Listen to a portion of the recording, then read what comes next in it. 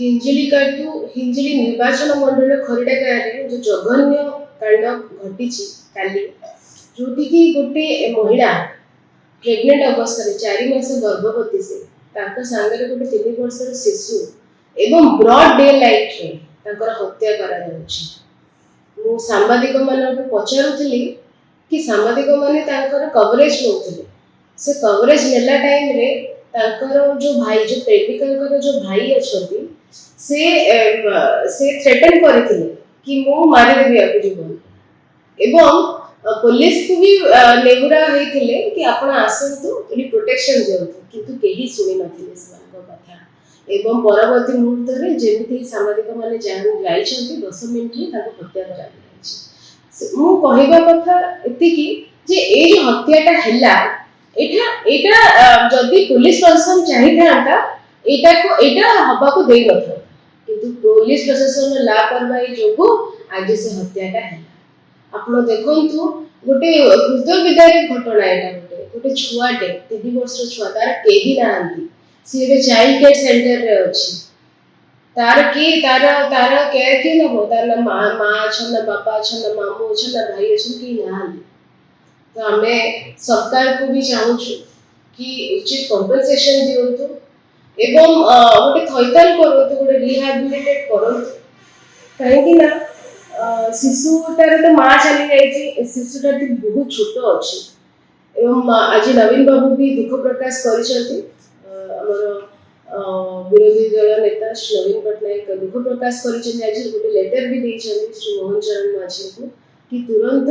compensation दिया जाओ एवं दोषी को उचित दंड मिलो एवं समस्त एक्यूज्ड को अरेस्ट करा जाओ एभली घटना पुणी पुनरावृत्ति हेबा उचित बोली मन करा जिवो कि एभली घटना जो कि भारत ओडिसा रे चली वर्तमान जो कि अराजकता चलछि एहाको नेगिरी बिजेडी आगो को मध्ये कोन पंथा ग्रहण करिवो एभली घटना the law and order situation of the state has gone to turmoil law and order situation of किछि नाही एठी तो दिन दहाड़े हत्या गणदुष्कर्म रेप सब चली आमे क्रमागत बहुत थर सरकार को कहि सारलु कि लॉ एंड ऑर्डर सिचुएशन को कंट्रोल करा जाओ लॉ एंड ऑर्डर सिचुएशन किंतु ठीक रे पीसफुल स्टेट हबो पुनी ओडिसा पुनी किंतु गोटे पीसफुल राज्य रे देखा जीवो ता ऊपर अधिक कॉन्सेंट्रेट करंतु किंतु आपण देखुथु क्रमागत भाबे हत्या उद्यम ए सब चली बड़ी चली से ना कमिबार ना मिलुनी सेति पई पुलिस प्रशासन को पुनी थरे निवेदन कि आपण कंट्रोलिंग पूरा जोर करंतु कंट्रोलिंग पूरा टिके अधिक पुलिस जो पेट्रोलिंग बढ़ांतु एवं सरकार को निवेदन कि तगर जो गवर्नेंस अछि से गवर्नेंस का किंती